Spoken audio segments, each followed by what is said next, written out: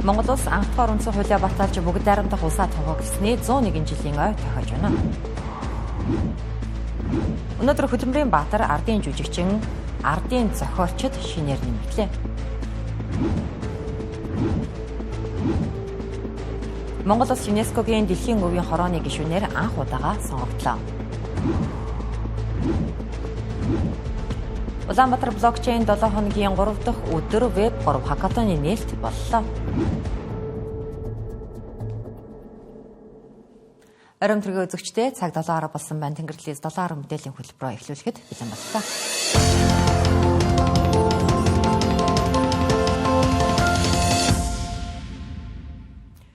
Өнөөдөр анх дахь үндсэн хуулийг баталж бүгд найрамдах улсаа тунхагласны 101 жилийн ой тохиож байна. За энэ өдрийг тохиолдуулан төрийн далбааг мандуулах ёслол өнөөдөр өглөө болсон юм а. За 1924 оны энэ өдөр анх дахь бүх ардын их хурал хуралдаж бүгд найрамдах Монгол ард улсыг тунхагласнаар Монгол улс орчин цагийн төрийн байгуулалтаа бүрдүүлж тусгаар тогтносон улс орон болох шин замд гарсан төгтөө. Энэ нь зөвхөн төрийн нэрийг зарласан үйл явдал бус үндэсний тусгаар тогтнолоо бэхжүүлж эрхчлөөгөө баталгаажуулсан монголчуудын түүхэн шийдвэр байсан юм а. Монгол улсын орчин үеийн хөгжлийн суурь төрийн байгуулалтын эхлэл энэ өдөр тавигдсан учраас залуу үедээ эх оронч үзлийг төлөвшүүлэх үндэсний үнэт зүйлсээ дээдлэхийн ач холбогдлыг сануулдаг. За мөн анх дахь үндсэн хууль батлагдсан нь нийгмийн эдийн засгийн олон ололтыг Монголд бий болгон баталгаажуулсан төдийгүй Монголын газар шороо, хөрсөнд орох баялаг, ой мод, ан амьтан зэргийг ард түмний өмч гэж зарлаж байжээ. Түүнчлэн иргэдийн сонгогдох эрхийн асуудлыг хуульчлан Азад анх удаа Монгол улс эмэгтэйчүүд эрчүүдтэй адил тэгш эрэхтэй байх явдлыг хангаж өгсөн юм а. Энэ өдрийг олон жилийн турш улс тунхагласны баяр хэмээн нэрийдэн тэмдэглэж байгаад 2016 оноос эхлээд анх дахь үндсэн хуулийг баталж бүгд найрамдах улс байгуулагдсан баярын өдөр болгон өөрчилж бүх нийтийн амралтын өдөр болгон тэмдэглэн өнгөрүүлдэг болсон билээ. Үргэлжлүүлэн энэ хэсэгт анх дахь үндсэн хуультай холбоотой зарим мэдээллийг товчхон хүргье. Монголчууд анхны үндсэн хуулиа 1924 оны 11-р сарын 26-ны өдрийн 16 цаг 17 минутад баталж байжээ. 1924 оны 11-р сарын 26-нд Монголын аймаг, хошуу, ардын цэргийн ангиудаас сонгогдсон 77 төлөөлөгч улсын анх дахь их хурлаар чуулж үндсэн хуулиа баталж бүгд найрамдах улсыг тунхагласан. 1924 оны 11-р сарын 26-нд анх дахь үндсэн хуулийн төслийг танилцуулж санал хураалтаар батлуулсан түүхэн хүн бол тухайн үеийн ерөнхий сайд Балингийн Цэрэндорж байв. Монгол улсын анхны үндсэн хууль нь 6 бүлэг 50 зүйлтэй. Анх дахь үндсэн хуульд бүх Монгол улсыг үүнээс хойш бүгд найрамдах бүрэн эрхтэй ард улс хэмээж улсын дээд эрхийг жинхэнэ ардад эдлүүлэн улсын альва хэргийг улсын их хурал ба мөн хуулиар сонгогдсон засгийн газраас гүйцэтгэн шийдвэрлүүлэх явдлыг нийтээр сүслэн дагуул зохион хэмээн төрийн тогтолцоо бүтцийг тодорхойлсон байдаг. 1924 оноос хойш монголчууд 4 үндсэн хуулийн нүүр үзэв. 1924 оны энэ өдөр ардын бүгд найрамдах улсаа тунхаглан бүгд найрамдах байгууллагад шилжин орсон Аз ТV-ийн анхны улс болсон. 1924 он хүртэл улсын нийслэл Улаанбаатар хотыг нийслэл хүрээ гэж нэрлэж байлаа. Дэлхийн анхны үндсэн хууль 1600-аад онд Сан Марино улсад батлагдж байсан юм байна. За үүнээс хойш Америк нэгдсэн улс, Нидерланд, Их Британи зэрэг улс орнууд өөрсдийн үндсэн хуулиудыг баталж өдгөө хүчин төгөлдөр мөрдөгдөж байгаа урт настай үндсэн хуулиудын игнэнд багтдаг юм байна. Хүн төрөлхтний түүхэн дэх анхны үндсэн хуулийг аль улс баталсан болох тухайд шинжээч судлаачид өөр байр суурьтай байдаг ч гэлээ ихэнх нь Сан Марино улсын үндсэн хуулийг хамгийн анхны үндсэн хууль гэж үздэг байна. Тус хууль нь 1600-аад оны үед бичигдэж байсан ба нийт 6 ботоос бүрддэг. Уг хуулийг үндсэн хуулийн мөн чанарыг бүрэн агуулаагүй гэж үздэг зарим шинжээчид Америк нэгдсэн улсын 1788 онд батлагдсан үндсэн хуулийг анхны хууль гэж үзэх нь ч бий. Америкийн нэгдсэн улсын үндсэн хуулийн тухайд дэлхийн олон оронд жишиг болсон хуулим 236 жилийн настай уг хууль нь оршил 7 зүйл 27 нэмэлт өөрчлөлтөөс бүрдэнэ. Тус хуулинд төрийн дээд эрх мэдэл бүхий хууль тогтоох байгууллагыг Конгресс гүйцэтгэх эрх мэдлийг ерөнхийлөгч гэж заасан байдаг. Конгресс нь иргэдийг шийдвэр гаргах түвшинд төлөөлөх үүрэгтэй 2 танхимаас бүрдэнэ. Ингэхдээ дээд танхим буюу Сенатад тус улсын муж бүрээс 2 төлөөлөгч байдаг бол доод танхим болох төлөөлөгчдийн танхимд 538 төлөөлөгч байна.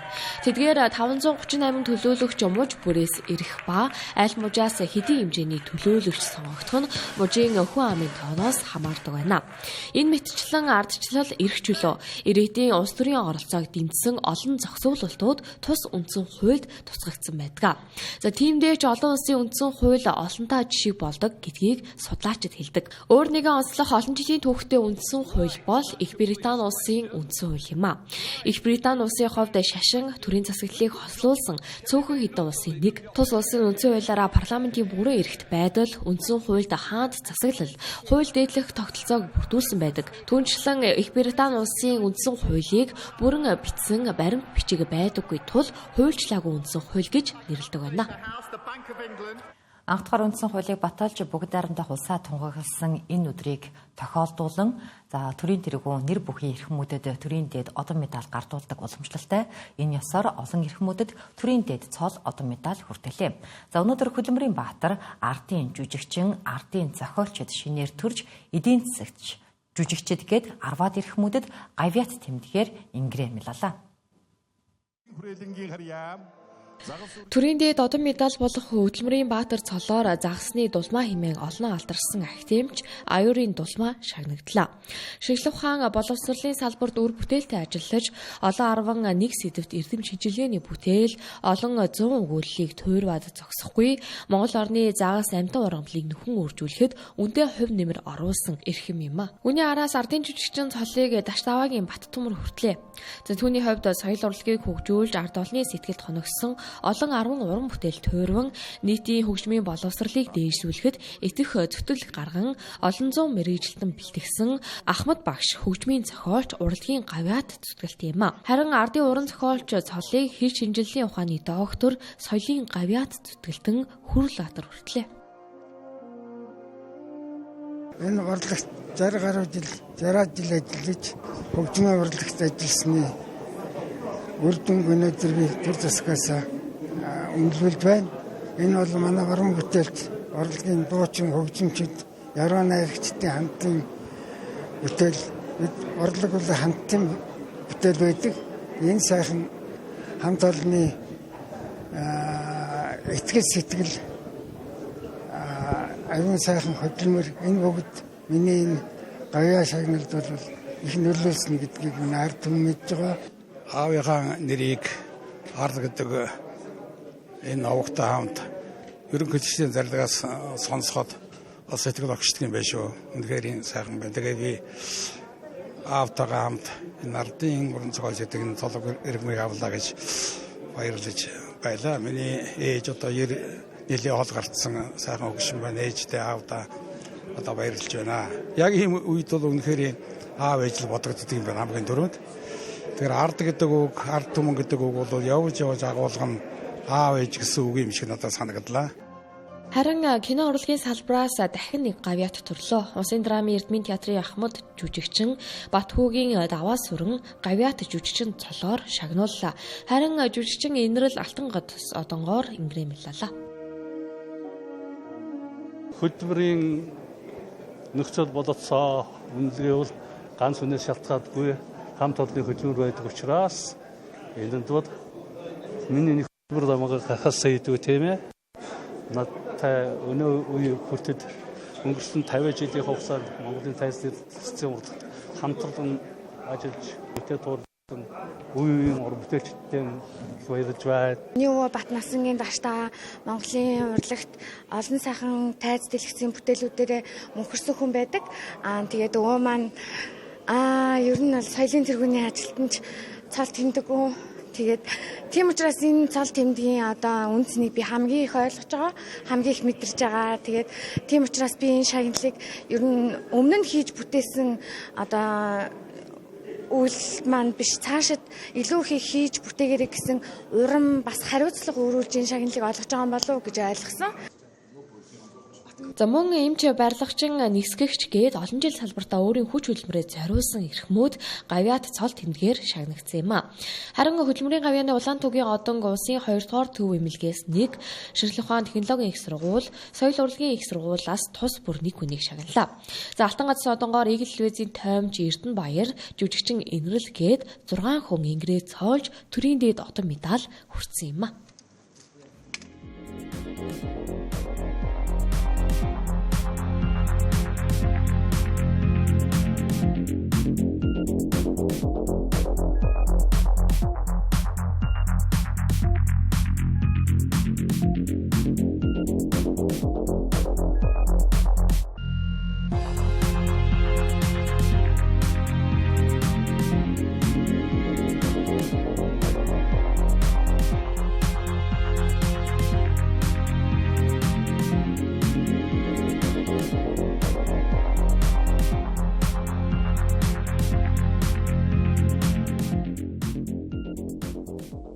Үзэгчдээ Тэнгэрлэгзийн 7-10 мэдээллийн хөтөлбөрийг үзэж байна. Токио 2025 зуны Дефлимпийн 25 дугаар наадмын чөлөөт бүхийн төрлөөс Эрхэн Баяр, Чин Зориг нар хүрэл медаль хүртсэн бахтам амжилтыг тархаллаа. За энэхүү Монголын баг тамирчид Дефлимпийн наадмаас 2 алт, 6 мөнгө, 16 хүрэл медальтай болоод байгаа юм. 11-р сарын 15-наас 26-ны өдрүүдээр Японы Токио хотноо явагдаж байгаа зуны Дип Олимпийн 25 дугаар наадамд 78 орны 2840 тамирчин хүч сорж байна. Дип Олимпийн наадам нь 4 жил тутам нэг удаа болдог сонсголын бэрхшээлтэй тамирчдын хамгийн том наадам билээ. Токио 2025 зуны Дип Олимпийн наадмын үеэр спортын 5 төрөлд Монголын 14 тамирчин өрсөлдсөн. Улмаар чөлөөт бүхийн 65 кг-ийн жин зодголсон Намдаг Доржийн Эрхэн Баяр, 74 кг барилдсан Дорж Давгийн Чин Зориг нар хүрэл медаль гардсан юм. Эрхэн Баярын тухай Дип Олимпийн наадмаас 2017 онд мөнгөн медаль, 2022 онд алтан медаль гардаж байсан бол энэ жил энэхүү уг наадмын иж бүрэн медальтан боллоо. Харин Чин Зориг 2017 оны Дип Олимпиос мөнгөн медаль гардаж байсан бол энэ удаа хошоо медальтан болсон юм. Манай улсад өвийн ажилтан гэдэг унаагүй хүн соёлын төвөнд ямар ч төсөвгүй газар байдаг. За энэ нь бид соёлын өвийг хамгаалах, судлах ажилд хэрхэн ханддаггийн наад захын жишээ. Гэтэл Монгол улс ЮНЕСКОгийн дэлхийн өвийн хорооны гишүүнээр сонгогдсон явдал нь биднийг энэ чиглэлд зайлшгүй анхаарал хандуулах, цаашид хүчин чармаалт гарган ажиллах шаардлагатайг сануулсаар байна. Хувийнхаа унаагаар бензинээ хийгээд бүх зардлаа өөрөө даагаад буган хөшөө, хадны зураг, булш хэрэгсүүрийн хойноос хэдэн өдөр дамнан хөөцөлддөг нь өвийн ажилтан гэх сум болгонд бэлэгдэл төдий байдаг албан үүрэгтний бодит нөхцөл байдал юм а.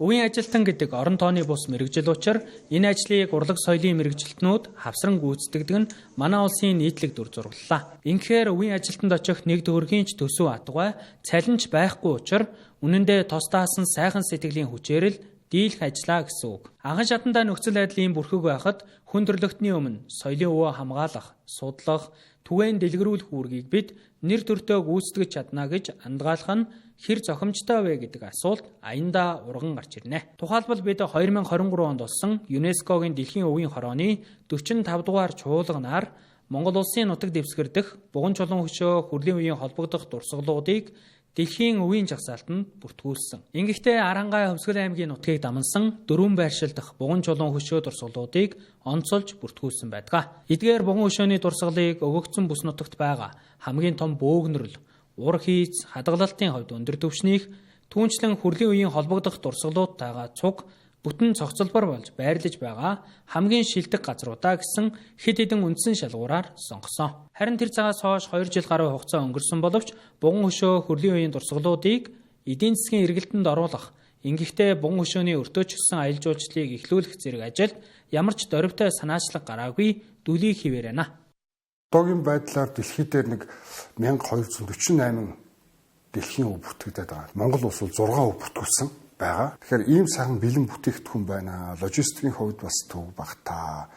Манай ээж үүслийн бүстэй яг ингээд нэг сайхан дунд нь ингээд сайхан байж байгаа. Ийм зүйлийг одоо ээж үүслийн бүтээгдэхүүн болгох. Үнэхээр эдийн засгийн эргэлтэнд оруулах.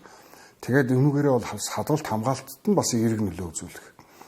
Тэгээд мэдээж эерэг тэр бизнес хийж байгаа улсууд манд бас тодорхой ашиг орлогоо олоод явах ийм өргөн болцоо байгаа. Энийг бол одоо ээж үүслийн байгууллагуудад үнэхээр одоо хандаж шилмээр санагддаг. Одоо энэ дээр бол идэвх санаачлал муутай байна гэж бодож байна.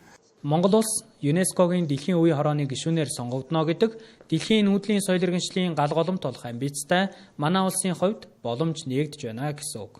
Тэгвэл гагц баярлах явдал бишээ. Цаашд үл хөдлөх байгалийн дурсгалуудаа орон нутгад нь сэргээн засварлах, анхан шатанд судлах жижиг лаборатори, мэрэгсэн боловсон хүчнийг бэлтгэх, орон тооны ажлын байр, соёлын үеийн талаарх мэдлэг ойлголтыг орон нутгийн иргэдэд бүрэн дүүрэн хүргэх ажил үгүйлэгдсээр байна. Бид ирээдүйн хойч үеийнхнийхээ өмнө хүлээсэн соёлын үл хөдлөх дурсгал, байгалийн өвүүдээ онгон дагшин бүрэн бүтнээр нь хадгалан хамгаалах эрхэм үүргээ өргөн хүрээтэй тунхаглаж байна гэж ойлговол зохилтой юм а. Монгол бахархал гэж юг хэлэх вэ? Өнөөдөр Монголд бахархах зүйл үнэхээр бийгүй л тийм. Гэхдээ бидний төсөөлдөг шиг сүр бараатай гоёмсог хэлбэрээр биш. За монголчуудаас шинжлэх ухаанд амжилт гаргаж байгаа залуус спортоор дэлхийд өрсөлдөж байгаа тамирчид уран бүтээлээрээ олон улсад үнэлэгдэж байгаа уран бүтээлчид бий. За эдгээр нь орчин үеийн Монголын бодит амьд бахархлууд. Гэвч эдгээрийг бид түүхэн бахархлынхаа дайтай дэмжиж үнэлж чадаж байна уу гэвэл эргэлзээтэй юм а. Энэ тухай үлэмж төгс. Монголчуудын бахархал гэх ойлголт цаг хугацааны туршид өөрчлөгдөн хувьсан ирсэн ч түүнийг хэд өнгөрсөн түгжиж домог түүхэн найруулж ойлгох нь өнөө цагийн бидний нийтлэг алдаа юм а. Эртний түүх эзэнт гүрний сүр хүч, баатруудын гавьяг бид бахархлын гол их сурвалж гэж үздэгч энэ нь бодит амьдрал дээрх өнөөгийн үнэлэмжтэй нийцэхгүй байна. Өнгөрснөө хүндлэх нь зөв боловч түүнийг л цорын ганц бахархал болгон барьж одоо цагийн бодит ололт, сорил, өөрчлөлтүүдэд үнэлж харахгүй бол бахархал хоосон урай лооцсон болж хувирна. Нөгөө талаас өнөөгийн нийгмийн зарим үзэгдэл бахархлыг мань мохож байна. Хариуцлагагүй байдал, авилга хээл хахвал уламжлаа зөв ойлгохгүй хий сүржигнэх гадаадын алдартнуудын хиймэл шүтлэг зэрэг нь Монгол хүний үн цэнийг үнэлэх хэмжээсийг бүдгэрүүлж байна. Бахархлын асуудал ганцхан байгаа хэсэг тухай биш. Харин бид юуг үнэлж, юуг чухал тооцдог тухай асуудал болж хувирсан. Монгол бахархал гэдэг нь заавал их эзэн хаан, хиймэрлэг морд, домогт баадруудаар хязгаарлагдах ёсгүй. Жинхэнэ бахархал бол өнгөрснөө мэдэрч, одоогоо бүтээж, ирээдүгөө тодорхойлох чадвар юм. Өнөө цагт бидэнд бахархах шалтгаан бий. Гэхдээ түүнийг танин мэдэх, өсгөн бойжуулах сэтгэлгээ дутуу байна. Хэрэв бид үнэхээр бахархахыг хүсвэл эхлээд бахархал төрүүлэх орчин, үнэт зүйлсээ өөрсдөө бий болгох хэрэгтэй. Ингэж чадвал Монгол бахархал бол зөвхөн өнгөрсөнд биш, өдөр тутамд бидний хийж бүтээж буй зүйлд оршдог амьд ойлголт болж чадна. Өнөө цагийн Монголын бахархал юун дээр төвлөрч байна вэ гэдгийг харахад нэг гашуун үнэн тодрон харагдана. Бидний үнэлэмжийн оргилд биеийн хүчний хідэн тамирчин үндэсний бүхэн хүчнүүд л байна. Тэдний амжилт хөдөлмөрийг үгүйсгэх гэсэнгүй. Тэд бол Монгол хүний дэсвэр дэвчээрийн үлгэрлэл ялчгүй юм уу? Үүнийг ч ойрын хугацаанд биднийг байлдан дагуулсан Physical Asia шоу нэвтрүүлэг тодорхой харуулсан. Гэвч улсын хэмжээнд бахархлын орон зайг зөвхөн бие махбодын хүч чадлаар дүүргэж байгаа нь оюун санааны үнд зүйлс сул байгааг илэрэл юм а. Биеийн хүчээр нэгийг, оюуны хүчээр олныг гэдэг үг зүгээр нэг нийтлэг хэлц биш. Жинхэнэ хөгжлийг оюун санаа тодорхойлдог гэдгийг сануулсан гүн санаа юм. Гэтэл бид өнөөдөр оюуны хүчийг үнэлж чадаж байна уу? Дэлхийд хүлээн зөвшөөрөгдсөн сэтгэгчид, эрдэмтэд, зохиолчд, философчид, нийгмийн шинжээчид, технологийн тэргүүлэгчид биднээс төрөхгүй. Оюуны хөдөлмөрийг дорд үзэж амьдралд хэрэггүй онол ярьдаг хүмүүс мэт ойлгох түгээмэл хандлага нийгэмд гүн шингэсэн хэвээр байна. Энэ бол бахархлын хомсдлын гол шалтгаан юм а. Учир нь улс үндэстний үндэснийг зөвхөн биеийн хүч, спортын амжилтаар хэмжснээр бид өөрсдөө хит нарийн хүрээнд хорж байна. Хүчтэй тамирчин бахархал төрүүлнэ. Гэхдээ түүний амжилт ганц хүнээр хязгаарлагдана. Харин дэлхийд хүлээн зөвшөөрөгдсөн эрдэмтэн, сууд сэтгэгч, хүчтэй оюун ухаан олон хүний амьдралыг өөрчилж ирээдүг гэрэлтүүлнэ. Биеийн хүчээр нэгийг хийдэг бол оюуны хүчээр олныг хамарсан өөрчлөлт бүтээдэг гэсэн үүнийг илэрхийлэл. Өнөөдөр Монголд бахархах зүйл бий. Спортоор, уран бүтээлээр, Технологиор дэлхийд өрсөлдөж буй залуучууд болон. Гэвч тэднийг бархлын нийтлэг хэмжүүр болгож нийгмийн үнэлэмжийн оргилд гаргаж өгч чадахгүй байгаагаараа бид хойрог байна. Бахархал гэдэг зөвхөн өнгөрснийг санагалзах биш. Одоо бүтээж буй хүмүүсээ харах чадвар юм а. Монгол бахархлыг дахин сэргээхийн тулд бид эхлээд бахархах үн зүйлсээ зөв тодорхойлох хэрэгтэй. Оюуны хүчийг дэмждэг, бүтээл сэтгэлгээг үнэлдэг, бодитоор бүтээж буй хүмүүсийг дэмждэг нийгмийн сэтгэлгээ хэрэгтэй байна. Ингэж чадвал Монгол бахархал маань хоосон ураа биш, өдөр тутам амьдралдаа мэдрэгддэг бодит хүч болон хувирна.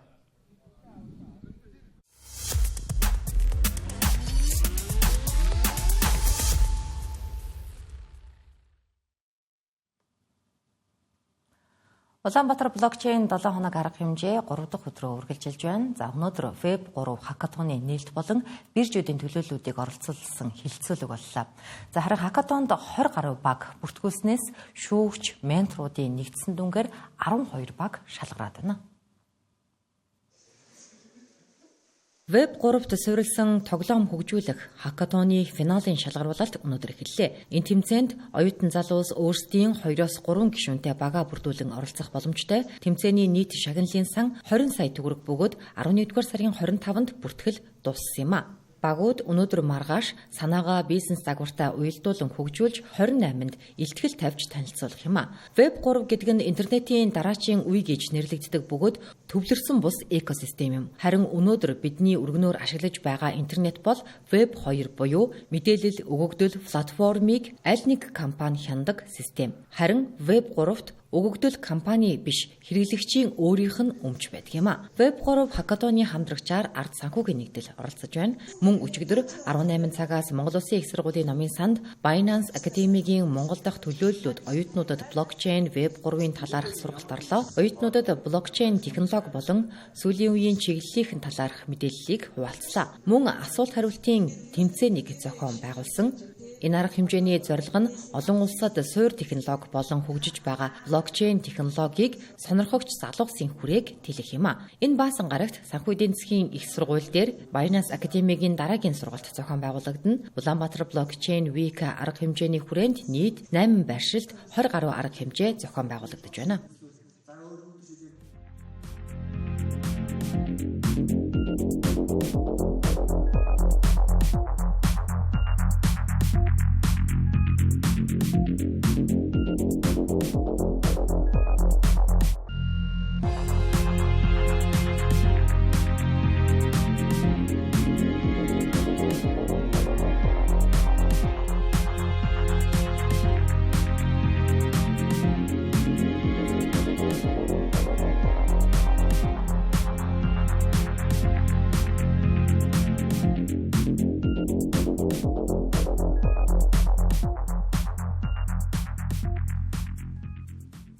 Тэнгэрлэгцийн 7 мэдээллийн хөтөлбөр асуудал дэвсжүүлсэн мэдээ сурвалжлагуудаар үргэлжилж байна.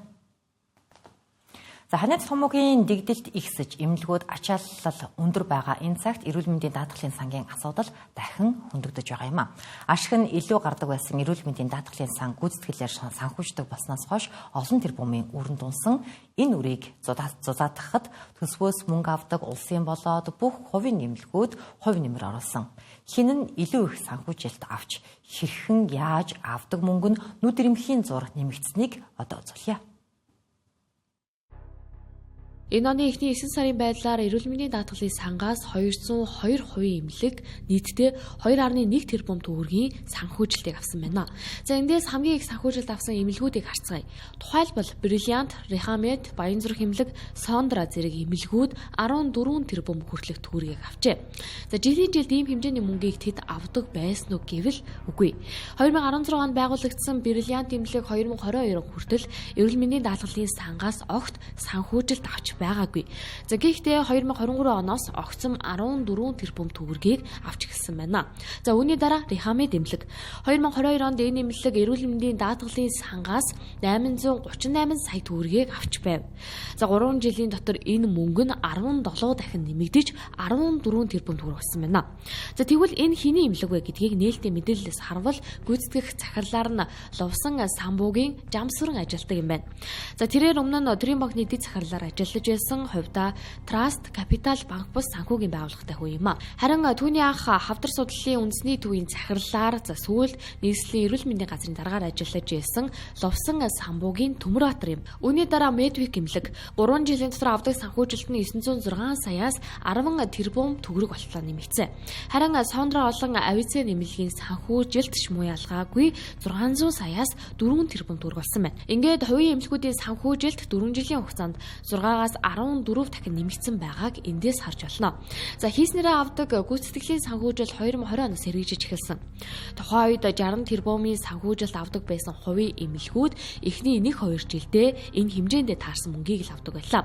Ингээд 2022 оноос хувийн эмнэлгүүд учраа олж эхэлсэн. За учир нь гэвэл 2021-ээс 2022 онд авсан санхүүжилтийн дүн 87 тэрбумаас 198 тэрбум болтлоо өссөн байна. За харин улсын эмнэлэг дундаас хувийн эмнэлэг шиг 14 дахин санхүүжилт нь өссөн эмнэлэг алга. Тодорхойлбол хамгийн их санхүүжилтийг хавдар судлалын үндэсний төв авдаг. За үүний дараа улсын 1 болон 3 дугаар эмнэлэг орж байгаа юм а. За энэ онд дээд тал нь 73 тэрбум төгрөгийн санхүүжилтийг авсан. Харин 2022 онд эдгээр эмнэлгүүд дараах мөнгийг эрүүл мэндийн даатгалын сангаас авдаг байсан байна. Ингээд 3 жилийн хугацаанд 14 байтугай 2 дахин санхүүжилт нь нэмэгдсэн эмнэлэг байхгүй. За гэхдээ жилд авдаг санхүүжилт нь их тул дээд тал нь 12 тэрбум төгрөгөөр 3 жилийн дотор өссөн байна. За одоогоор улсын эмнэлгүүдэд нэг их 80 төгрөгийг олгосон. За гэхдээ хувийн болон улсын эмнэлгүүдийн санхүүжилтээс нэг сонин зүй тогтол ажиглагдаж байгаа нь за гүйцэтгэлийн санхүүжилт эхэлсэн эхний 1 жил 2 дахин буурсан санхүүжилт нь удалгүй 3 дахин нэмэгдсэн. За нэгсэндээ хэн илүү олон хүнийг эмчлэн за тэрчнийгээр авах тогтолцоог ойлгосон бололтой. Эрүүл мэндийн даатгалын ерхий газар эмнэлгүүтээ гэрээ хийхдээ ямар үнэтэй эмийг ямар үнээр хийх үү, ямар бүтээгдэхүүн үүсгэх тийм үү, ямар тоо хэмжээтэй нийлүүлэх үү гэдэг дээр тоо хэмжээ үйлчлэхээр ерөөс заадаггүй. Ерөнхий гэрээ хийдэг хамгийн ашигтай, хамгийн үнэтэй тийм үү үйлчлэгнүүдийг эрүүл мэндийн тусам үйлчлэгээ үзүүлээгээд санхүүжилт нэгдэг. Тэр санхүүжилтийн нэхэмжлэг хэрэглэхээр нь нэхэмжилсэн үнийн дөнгөөс нь илүү санхүүжилтэд явуулцдаг. Ийм л эрүүл мэндийн даатгалын ерхий газартай байж үүнд нь хяналт тавьдаг эрүүл мэндийн яам, эрүүл мэндийн даатгалын үндэсний зөвлөл нь ажилтдаггүй. Манай улсад сан болгон асуудалтай өмнө нь жижиг дунд үйлдвэрлэлийг хөгжүүлэх сан, боловсролын зээлийн сан гээд авилгад эдэгдэж хэдэн томчууд нь тонсон ирсэн. За одоо харин эрүүл мэндийн даатгалын сан хэн тонсон бэ гэдгийг хуулийн байгууллагаас шалгаж эхлэх байгаа юм а. Манай 10 хүрэхгүй аймаг л өөрсдийн гэсэн дулааны станцтай. За тийм ч учраас дахиад 10 аймгийг дулааны станцтай болгоё гэж аль 2019 оноос төсөл хэрэгжүүлж эхэлсэн. Гэтэл энэ төслийг гүйцэтгэж байсан Бүгд Найрамдах Солонгос улсын компани дампуурчээ. Ингэснээр станцуудын ашиглалтад орох хугацаа хэдэн жилээр хойш татагдах нь. За төслийн техник эдийн засгийн үндэслэлд тусгаснаар бол эх оны хавар гэхэд 10 аймаг өөрсдийн гэсэн дулааны станцтай болох байсан юм а. Гэтэл одоо гүйцэтгэгч компани дампуурснаас болж энэ асуудал Солонгосын шүүх рүү шилжиж байгаа юм а. Улсын төсөвт хамгийн том дарамт болдог зүйл нь гадаад үр гэдгийг төсөв хэлэлцэж байгаа энэ өдрүүдэд амтай болгоно нь ярьж байна. За зарим зайлийн үр өгөөжийг нь хүртэж амжаагүй байтал хүүгэн төлөөд ихэлснийг ч шүүмжилж байгаа юм. За эдгээрээ засгийн газрыг хэмжээний өрөнд оруулсан гадаад зээл тусламжийн нэг бол 10 аймгийн дулааны станц барих төсөл юм. За 150 орчим сая долларын хөнгөлөлтөө зээлээр хэрэгжүүлж байгаа энэ төслийнхөө үр өгөөжийг амсаж амжаагүй байтал зээлийн хүүгээ эргүүлэн төлөх хугацаа нь ойрцоор байна.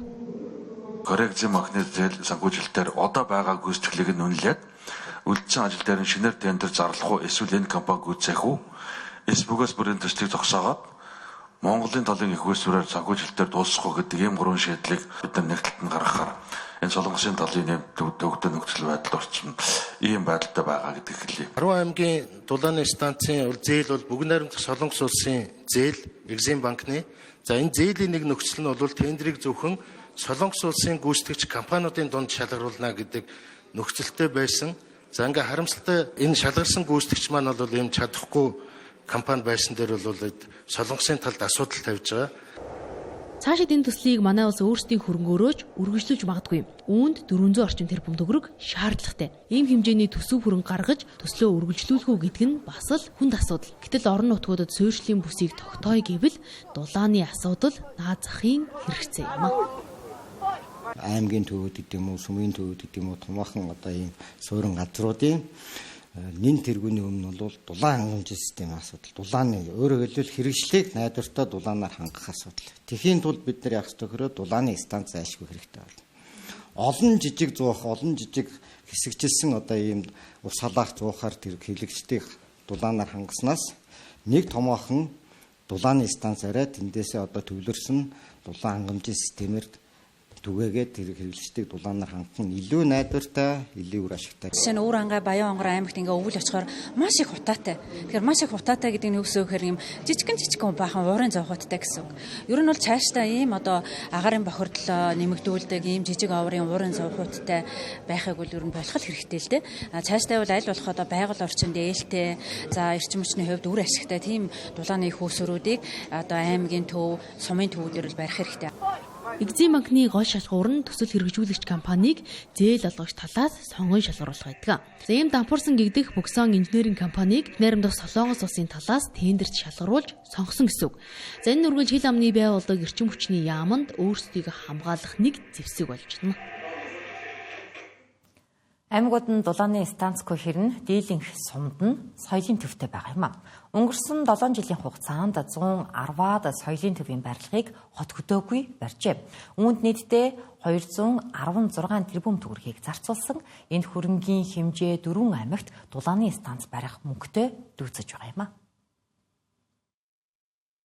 2019 оноос хойш барих соёлын төвийн тоо харьцангуй буурчээ.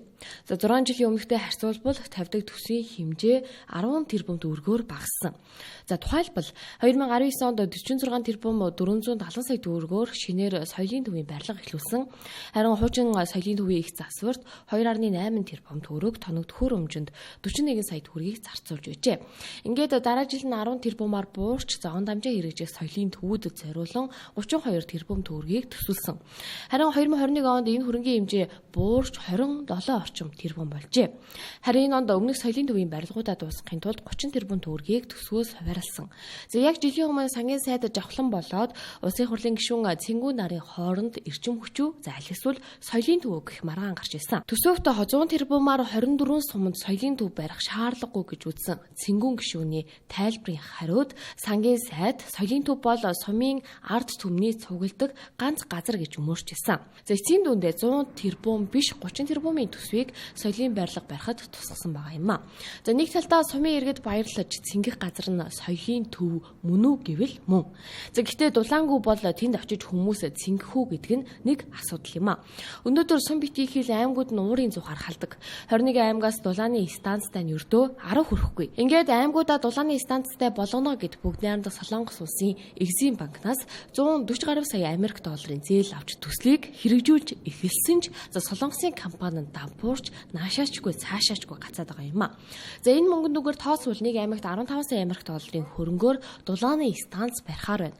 За өөрөөр хэлэх юм бол соёлын төв барьсан 216 тэрбум төгрөгөөр 4 аймагт дулааны станц барьж болохоор байжээ. Тийм хэрэггүй төсвөө танаад хэрэгтэй зүйлдээ хөрөнгө оруулах илүү зүгээр юм болов. Соёлын төв нэг тэгж биетээр байх бас шаардлагатай гэдэгт бас нэг санал нийлэхгүй л байна. Соёлын төв байдаг ч гэсэндээ залуу хүмүүс төлхөө нэг мэдгүй байгаа болохоор үйл ажиллагаагаа муу явуулж байгаа болов уу гэж ер нь бодож байна. Тэрвээ соёлын төв байгаа бол илүү сонирхолтой залуучуудын сонирхлыг татсан зүйл хийвэл очих байх гэж бодож байна. Тэрнээс яг байдаг үгүйг нь ч сайн мэдэхгүй л байна. Нэг аймгийн 2 суманд яг ижил 250 хүний судалтай соёлын төвийн барилга барьж байгаа хэрнэ за төсөв нь 200-аас 300 саяын зөрүүтэй.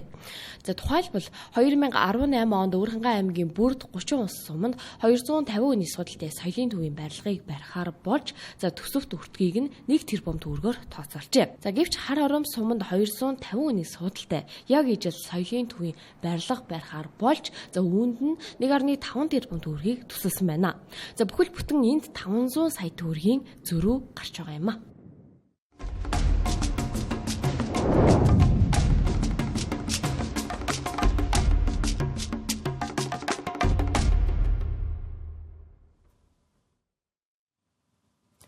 Бразилийн Бэлэн хотод болсон COP30 хурал нь дэлхийн дипломат харилцаа хамгийн төвөгтэй байгаа онцгой үед зохион байгуулагдлаа. Ур амьсгалын өөрчлөлт, үрийн дарамт, дэлхийн нийтийн сөргөлдөө нэмэгдсэн энэ үед 194 улс хамтран ур амьсгалын асуудлаар шин шатны олон талт хамтын ажиллагааг харуулсан юм а. COP30 хурлын үр дүнг халиумаа томилон хүргэнэ.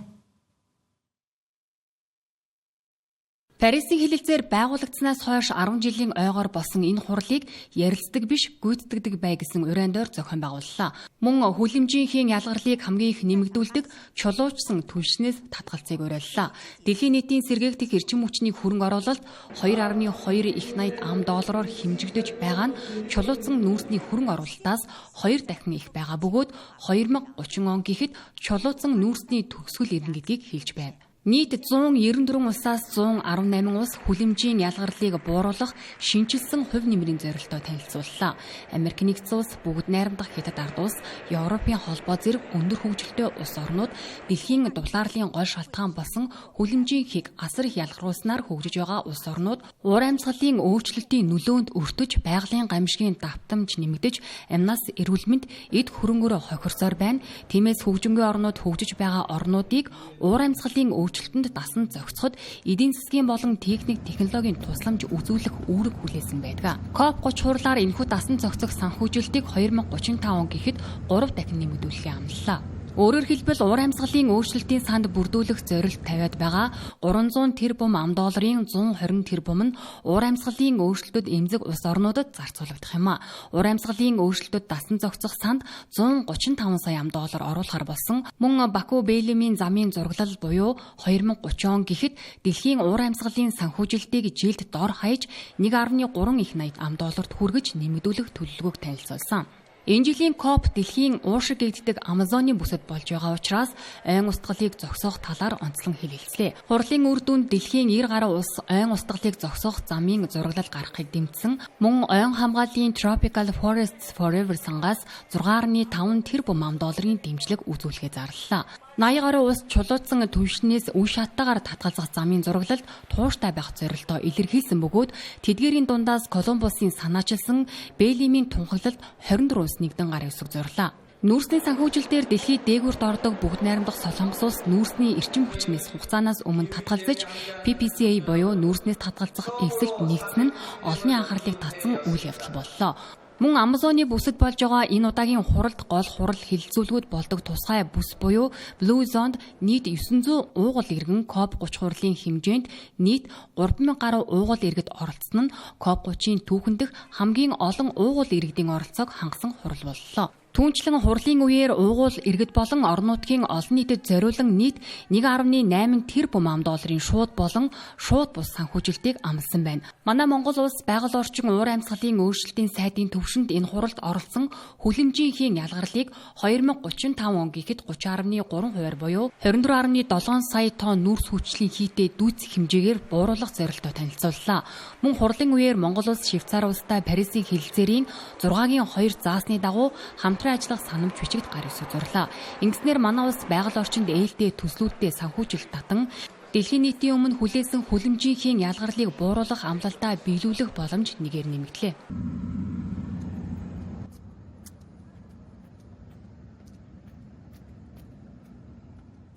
Энэхүү COP буюу ур амьсгалын өөрчлөлтийн эсрэг нэгдсэн үндэсний байгууллагын конвенцийн талуудын бага хурал өндөрлөлөө.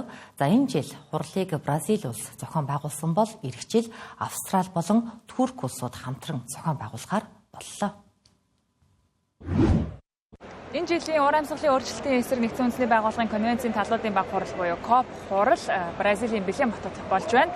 Дэлхийн уушиг гэж нэрлэгддэг Амазоны бүсэд орших энэхүү хотод болж байгаа нь ой модоо хамгаалах, за мөн дээрээс нь уугуул иргэдийн эрх ашгийг хамгаалах хүрээнд зохион байгуулж байна. За тэгвэл эх жилийн COP хурлаар номхон далайн орны улс орнуудын эрх ашгийг хамгаалах талаар төлхөө яригдана.